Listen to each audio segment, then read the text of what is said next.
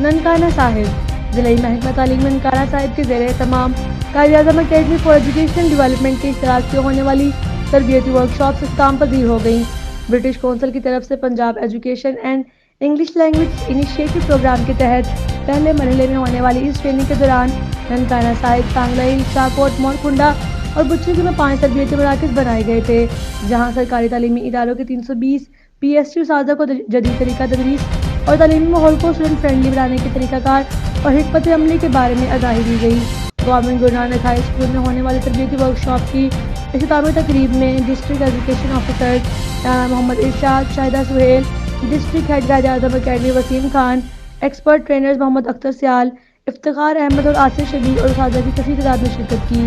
اس موقع پر گفتگو کرتے ہوئے رانا محمد ارشاد، شاہدہ سہیل، وسیم خان اور دیگر مقررین نے کہا کہ تعلیم ہی وہ واحد ذریعہ ہے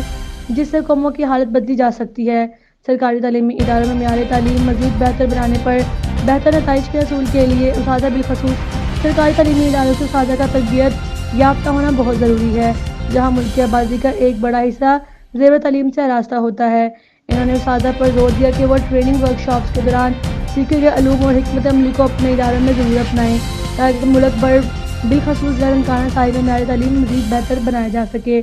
تقریب کے اختتام پر ٹریننگ ورکشاپس کے شرکاء میں سرٹیفکیٹس بھی تقسیم کیے گئے۔ اس سے قبل district education officers Shahida Sohail اور رانا محمد ارشاد نے government Guru Nanak high school میں ہونے والی ٹریننگ ورکشاپس کا جائزہ لیا۔ انہوں نے ماسٹر ٹرینرز اور اساتذہ سے ان کے مسائل بھی پوچھے اور انہیں جلد حل کرنے کی یقین دہانی کروائی۔ ٹریننگ ورکشاپس کے شرکاء نے بہترین ورکشاپ کے انعقاد پر ڈسٹرکٹ ہیڈ قائد وسیم خان، ایکسپرٹ ٹرینرز محمد اختر سیال، افتخار احمد اور آصف شبیر کی کاوشوں کو سراہا اور انہیں خراج تحسین پیش کیا۔